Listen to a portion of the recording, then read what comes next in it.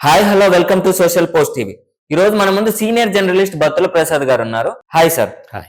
అసలు మెగా ఫ్యామిలీకి ఈ పోసాని గారికి ఎక్కడ చెడిపోయింది అంటారు సార్? రాజకీయంగా చెడిందని చెప్పుకోవాలి. ఎందుకంటే చిరంజీవి ప్రజారాజ్యం పార్టీ పెట్టినప్పుడు 2009లో మన వాడు చిలకలూరిపేటలో ఎమ్మెల్యేగా నిలబడి ఓడిపోయాడు. ఇప్పుడు చిరంజీవి పార్టీ పెట్టడాన్ని ఈయన స్వాగతించాడు. చిరంజీవి తరఫున స్పోక్స్మెన్ గా మాట్లాడాడు. మంచి నిర్ణయం అన్నాడు.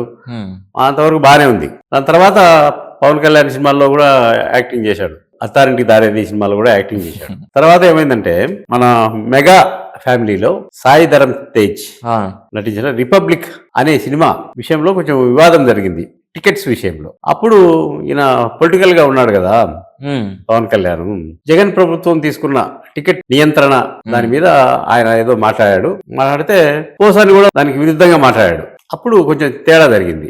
ఆ తేడా జరగడము, ఈ పవన్ కళ్యాణ్ అభిమానులు పోసాని ఇంటి మీదకి దాడి చేస్తే కాంతాలం ఉంటది కదా, అరే మనం కుట్రానికి వచ్చిండ్రు అని ఆ కాంతాలంతో ఈయన కూడా మాటల దాడి చేశాడు. ఆ మాటల దాడి మామూలుగా పవన్ కళ్యాణ్ మీదట దాడి చేయడము అభిమానులు మంచిది కాదు అని ఆరోగ్యకరంగా మాట్లాడింటే వాళ్ళు కూడా మాట్లాడే వాళ్ళు బాగుండేది. ఈయన ఆవేశం ఆపుకోలేక ఈ ఇష్టం వచ్చినట్టు లకారాలతో మాట్లాడాడు. మాట్లాడితే వాళ్ళు అప్పుడు వీళ్ళ ప్రభుత్వం ఉండేదాన్ని కనిపించలేదు. ఈయనకు కనిపించలేకుండా ఇష్టం వచ్చినట్టు మాట్లాడాడు. ఇంత చిన్న లాజిక్ ఎట్లా మర్చిపోయాడు. వాళ్ళు ఎప్పుడోసారి వాళ్ళ ప్రభుత్వం అధికారంలోకి వచ్చినప్పుడు మళ్ళీ దెబ్బ పడతారని తెలుసు కదా, ఆ మాత్రం కూడా ఆలోచించలేకుండా ఇష్టం నోటికి వచ్చినట్టు మాట్లాడాడు.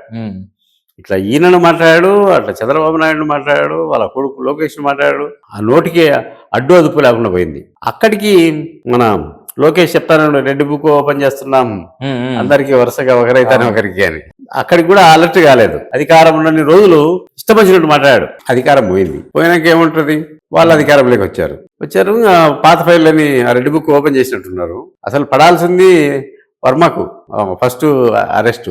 ఏదో అరెస్ట్ అవుతాడు అంటున్నాడు, ఆయన పోలీసులు స్టేషన్ తిరుగుతున్నాడు, ఏదో మేనేజ్ చేసుకుంటున్నాడు. వర్మ విమర్శించిన తీరు వేరు.